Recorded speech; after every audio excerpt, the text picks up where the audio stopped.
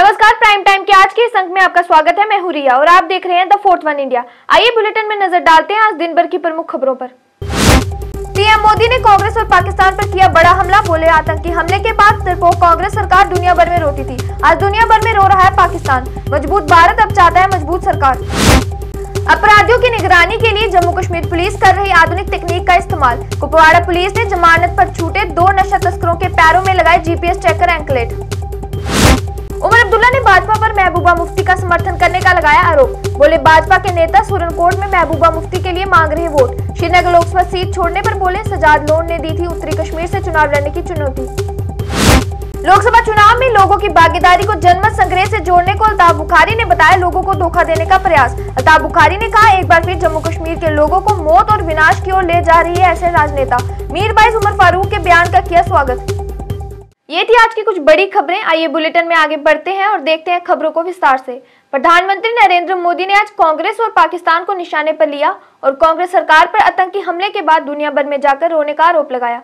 झारखंड के पलामू में चुनावी जनसभा को संबोधित करते हुए प्रधानमंत्री नरेंद्र मोदी ने कहा कि पहले ऐसी स्थिति थी जब आतंकी हमले के बाद कांग्रेस की डरपोक सरकार दुनिया भर में जाकर रोती थी, लेकिन आज नया भारत है जो अंदर जाकर मारता है और ये सब आपके एक वोट की ताकत से हुआ है। पीएम ने कहा कि 2014 में आपके एक वोट ने देश से महाभ्रष्ट और डरपोक सरकार को हटा दिया।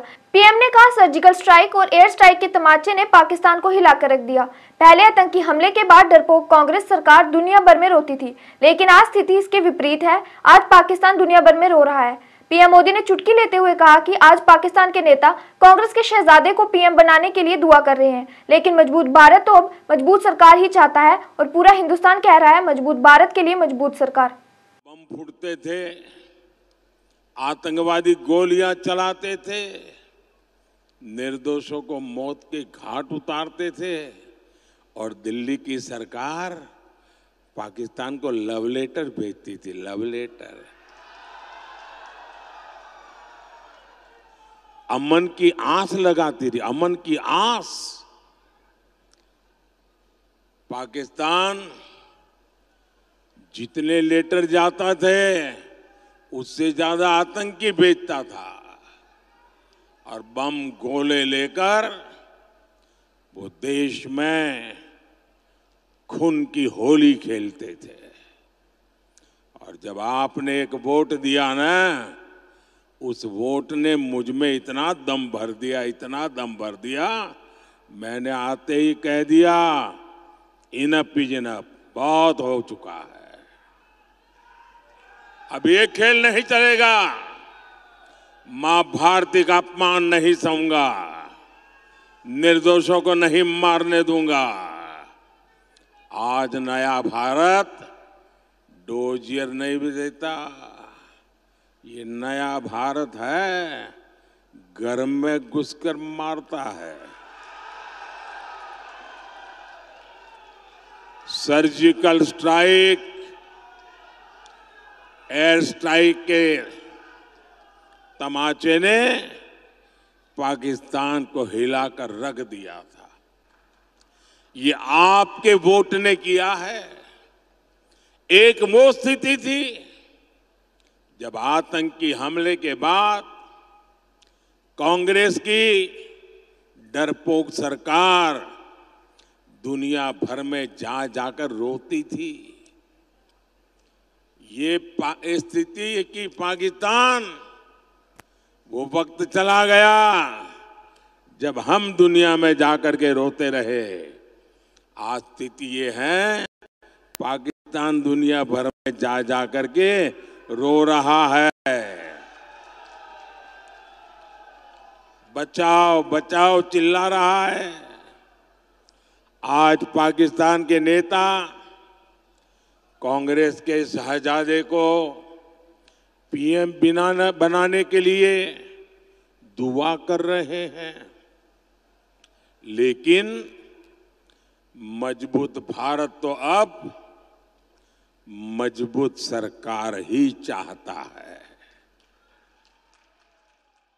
जम्मू कश्मीर पुलिस ने नशीली दवाइयों से संबंधित अपराधों से निपटने की दिशा में एक महत्वपूर्ण कदम उठाया है। पुलिस ने जिला कुपवाड़ा में एनडीपीएस के मामलों में जमानत पर छूटे 2 आरोपियों पर निगरानी रखने के लिए आधुनिक तकनीक का इस्तेमाल करते हुए उनके पैरों में जीपीएस ट्रैकर एंकलेट लगाए हैं। मिली जानकारी के अनुसार कुपवाड़ा पुलिस ने एनडीपीएस मामले के आरोपी अब्दुल माजिद भट्ट और अब्दुल अली भट्ट के जमानत पर छूटने के बाद नशीले पदार्थों के दोनों तस्करों की गतिविधियों पर निगरानी रखने के लिए इलेक्ट्रॉनिक उपकरण का उपयोग करते हुए दोनों आरोपियों के पैरों में जीपीएस ट्रैकर एंकलेट लगाए हैं। कुपवाड़ा पुलिस ने आज 2 एक्यूज्ड पर्सन जो एनडीपीएस केसेस में इन्वॉल्व है उनकी निगरानी के लिए एक सिस्टम स्टार्ट किया है जिसको कहते हैं जीपीएस बेस्ड मॉनिटरिंग सिस्टम। इसमें जो एक्यूज्ड पर्सन है, एक का नाम है आबिद अली भट्ट सन ऑफ अली मोहम्मद भट्ट और वो बुहीपुरा कुपवाड़ा, और जो दूसरा पर्सन इसका नाम है अब्दुल मजीद भट्ट सन ऑफ अली मोहम्मद भट्ट और वो कुनन पोशपुरा। ये दोनों पर्सन जो है ये केस एफआईआर नंबर 283 2022 का केस है जो कि पीएस कुपवाड़ा में रजिस्टर हुआ था। इन दोनों पर्सन की अब मॉनिटरिंग जो है वो हम थ्रू जीपीएस बेस्ड जो ट्रैकिंग सिस्टम है उसके थ्रू करेंगे। दोनों पर्सन जो है बेल आउट हुए हैं और जहां जहां पे भी जाएंगे इनकी हम कंटिन्यूसली सर्वेलेंस रखेंगे। सर, पुलिस की ये जो नया इक्विपमेंट्स आया है जीपीएस एंकलेट, ये क्या है सर? ये एक हाईटेक सर्वेलेंस सिस्टम है जिसमें हम एक्यूज्ड पर्सन्स को एक एंकलेट पहनाते हैं। उस एंकलेट के थ्रू जहां पे भी जाएंगे हम उनकी सर्वेलेंस रख रहे हैं कि अगर तो जहां पे भी जाएंगे हम उनकी सर्वेलेंस रख रहे हैं। और अगर ये हमें लगेगा कि इनकी मॉनिटरिंग में हमें ये लगेगा कि इनकी जो एक्टिविटी है वो सस्पिशियस है तो उस वक्त हम इनकी सस्पिशियस है जिसमें ये इन्वॉल्व फिर से किसी ड्रग ट्रेड में हुए हैं ताकि वो हम उसमें उस वक्त मौका रखते ही कार्रवाई स्टार्ट करें। पर आज इंट्रोड्यूस किया जा रहा है ये जो जीपीएस एंकलेट है।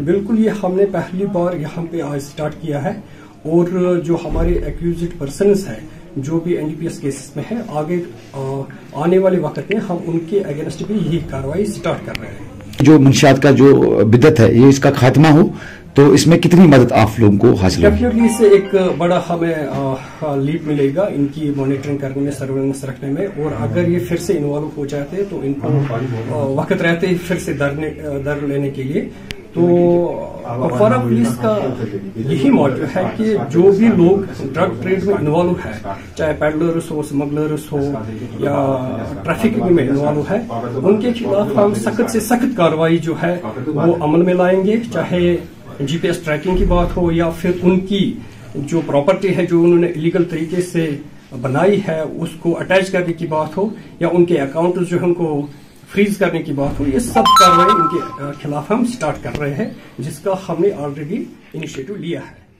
बस जम्मू कश्मीर अपनी पार्टी के अध्यक्ष अल्ताफ बुखारी ने लोकसभा चुनावों में कश्मीरी अवाम की सक्रिय भागीदारी को जनमत संग्रह से जोड़ने वाले लोगों को कड़ी चेतावनी दी है। श्रीनगर के फतेह कदल इलाके में एक चुनावी जनसभा को संबोधित करते हुए अल्ताफ बुखारी ने कहा कि मौजूदा लोकसभा चुनाव के दौरान कुछ राजनीतिक नेता चुनावों में कश्मीरी अवाम की सक्रिय भागीदारी की तुलना जनमत संग्रह से करके फिर जम्मू कश्मीर में अनिश्चितता की स्थिति पैदा करने का प्रयास कर रहे हैं। अल्ताफ बुखारी ने कहा कि ऐसे राजनेता एक बार फिर जम्मू कश्मीर के लोगों को धोखा दे रहे हैं और मौत और विनाश की ओर उन्हें ले जा रहे हैं। अल्ताफ बुखारी ने मीरवाइज उमर फारूक के उस बयान का भी स्वागत किया जिसमें मीरवाइज उमर फारूक ने इस बात पर जोर दिया था कि चुनावी प्रक्रिया में भागीदारी को जनमत संग्रह के रूप में नहीं माना जाना चाहिए। तरफ से वो है, दूसरी तरफ से मैं देखता हूँ जिनको कहते थे ये मुल्क दुश्मन अनासिर है, आज देखिए कितने अमन से, अमन पसंदी से ये आज आ रहे हैं। इनको भी कोई उम्मीद है कि शायद कोई नया सवेरा आएगा और इनके साथ भी इंसाफ हो जाए। सुनिए रूप साहब, आप ज्यादा इसमें ये ना हो, ये चलता रहता है इलेक्शन में, वो बहुत कुछ कहेंगे, मैं यहाँ से जवाब नहीं दूंगा। ऐसी चीजें चलती रहेंगी इलेक्शन में। ये डोंट एक्सपेक्ट कि इलेक्शन जम्मू कश्मीर में मुख्तलिफ हैं जो हिंदुस्तान से। यहाँ तो इल्जामात और इल्जामात पे वो आपसी इल्जामात चलते रहेंगे, लेकिन शहरी श्रीनगर में मैं किसी पे इल्जाम नहीं, शहरी श्रीनगर का एक मुकाम है। पे पहुंचाऊं जहां में कोई तू मेहमान नहीं। जम्मू कश्मीर पुलिस भी हमारी पुलिस है, तनकीद करना मेरा हक है। मैं अपनी पुलिस को मशवरा भी दे सकता हूँ, बच्चों को भी मशवरा दे सकता हूँ। ये तो एक लीडर का काम होता है कि जहाँ गलत देखे गलत को गलत कहे, सही को सही कहे, इसीलिए तो हम खिदमतगार हैं। मैं मुबारकबादी देता हूँ मीरवाई साहब को। ये सच बात है कि इलेक्शन है, इसको किसी रेफरेंडम से ताबीर नहीं किया जाना चाहिए। वो शरारती अनासिर जो इसको एक रेफरेंडम का नाम दे रहे हैं, वो फिर एक बार जम्मू कश्मीर के लोगों को एक उल्टे रास्ते पर ले जाना चाहिए। नेशनल कॉन्फ्रेंस के उपाध्यक्ष और बारामूला लोकसभा सीट से प्रत्याशी उमर अब्दुल्ला ने आज फिर भाजपा पर महबूबा मुफ्ती का समर्थन करने का आरोप लगाया। बड़गाम जिले के खान साहब इलाके में एक चुनावी जनसभा को संबोधित करते हुए उमर अब्दुल्ला ने पीपल कॉन्फ्रेंस, अपनी पार्टी और पीडीपी पर हमला करते हुए कहा कि जिनके हाथ में सेब, बैट और कलम दबात है, भारतीय जनता पार्टी उनके साथ मिलकर जम्मू कश्मीर में नेशनल कॉन्फ्रेंस को खत्म करना चाहती है। उमर अब्दुल्ला ने कहा बीजेपी ने भले ही कश्मीर में अपने उम्मीदवार मैदान में नहीं उतारे हों, लेकिन उनके प्रॉक्सी उम्मीदवार मैदान में हैं। उमर अब्दुल्ला ने कहा कि सूरनकोट में महबूबा मुफ्ती के समर्थन में भारतीय जनता पार्टी के नेता मुश्ताक बुखारी वोट मांग रहे हैं। जिन पार्टियों के हाथ में सेब है, बैट है, कलम दवात है, उनके लिए तो बीजेपी वोट मांग रही है।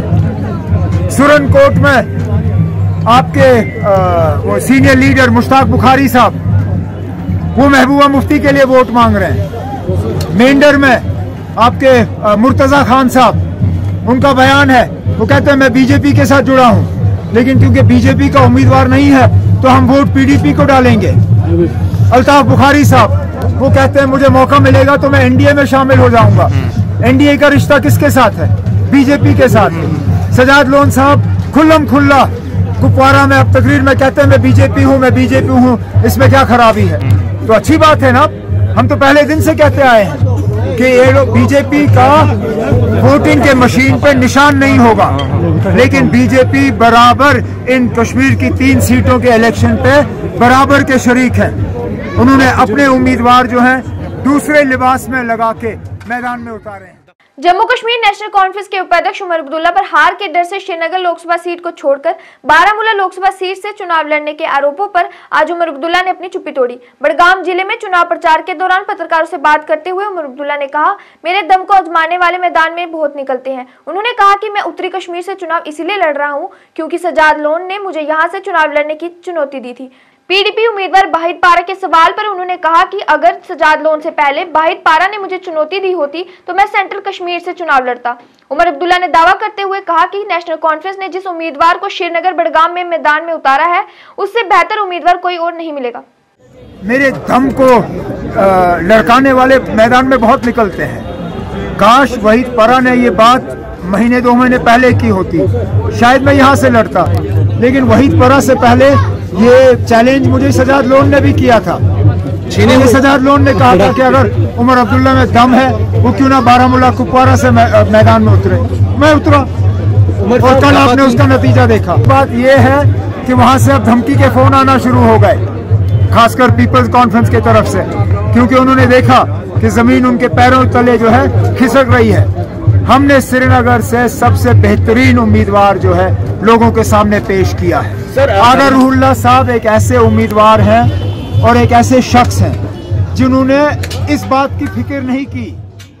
लोकसभा चुनाव से पहले भारतीय जनता पार्टी के वरिष्ठ नेता और पंचायत फोरम के अध्यक्ष राथर महराज ने आज बांदीपुरा जिले के सुंबल सोनावारी में पार्टी कार्यकर्ताओं के साथ एक बैठक का आयोजन किया। अपने निवास नेसवल में आयोजित की गई बैठक में कार्यकर्ताओं को संबोधित करते हुए बीजेपी नेता राथर महराज ने नेशनल कॉन्फ्रेंस सहित कश्मीर आधारित राजनीतिक दलों पर उनके क्षेत्र की अनदेखी करने का आरोप लगाया। इस अवसर पर बड़ी संख्या में लोग भारतीय जनता पार्टी की नीतियों से प्रभावित होकर बीजेपी में शामिल हुए, जिनका राथर महराज ने गर्मजोशी से स्वागत किया।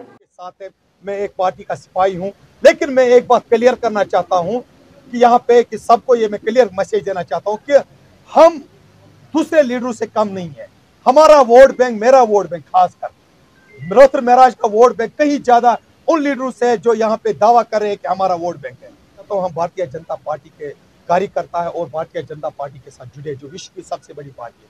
तो जो पार्टी में बड़े बड़े लोग बैठे वो डिसीजन करेंगे। इसका ये एक बड़ा इलेक्शन है, पार्लियामेंट इलेक्शन, ये 10-20 कॉन्स्टिट्यूंसी पे होता है, डिस्ट्रिक्टों में होता है। ये इसको ऊंचे लोग देख रहे हैं ऊंची नजर से। हम यही ग्राउंड पे काम करें, हमारे साथ कार्यकर्ता जुड़े। हम सोनावारी की बात करेंगे, खासकर सोनावारी में रोहतन महराज और लीडरों से कहीं गुना ज्यादा वोट बैंक यहाँ पे मेरा मौजूद है। देखिए, मैं उस उमर अब्दुल्ला साहब से एक बात कहना चाहता हूँ, वो अपना घर छोड़कर दूसरी जगह आ गया, उसको हम टूरिस्ट ही कहते हैं। और वो जम्मू कश्मीर अपनी पार्टी के वरिष्ठ नेता इम्तियाज परे ने आज आगामी लोकसभा चुनाव को लेकर सोनावारी निर्वाचन क्षेत्र के पार्टी कार्यकर्ताओं के साथ बैठक की। हाजिन में अपने निवास पर आयोजित की बैठक में इम्तियाज परे ने पार्टी कार्यकर्ताओं और स्थानीय लोगों को संबोधित करते हुए सजाद गनी लोन का समर्थन करने और उन्हें वोट देने का आह्वान किया। इम्तियाज परे ने मतदाताओं से एकजुट होकर वोटों के विभाजन को रोकने और नेशनल कॉन्फ्रेंस के निर्णायक हार को सुनिश्चित करने के लिए अपने पोलिंग बूथ की सतर्कता से रक्षा करने को कहा, ताकि सोनावारी में महत्वपूर्ण बढ़त के साथ सजाद गनी लोन की जीत का लक्ष्य हासिल किया जा सके। हर एक साथी को ये गुजारिश भी है और फैसला हमने लिया है। तो मैं फयाज साहब मेरा दोस्त हैं, उमर अब्दुल्ला साहब को हम कदर करते हैं, साहब के चीफ मिनिस्टर रह चुके हैं, तो लिहाजा उसमें कोई ज़्यादा कमिट नहीं कहना चाहिए। नारद कश्मीर में मुझे लगता है कि 6-7 बार पार्लियामेंट के अंदर नेशनल कॉन्फ्रेंस के ही नुमाइंदे चुन के गए हैं। बखूबी आपको वाकई भी है कि जैसे कि इरशाद साहब ने जिक्र भी अपने लेक्चर में किया या मीर साहब ने, कि जब सैफुद्दीन सोज मेंबर पार्लियामेंट थे तो उनको क्यों पार्टी से बर्खास्त किया गया? बिकॉज ऑफ इसलिए कि नेशनल कॉन्फ्रेंस उस समय बीजेपी को इक़्तिदार में लाना चाहती थी।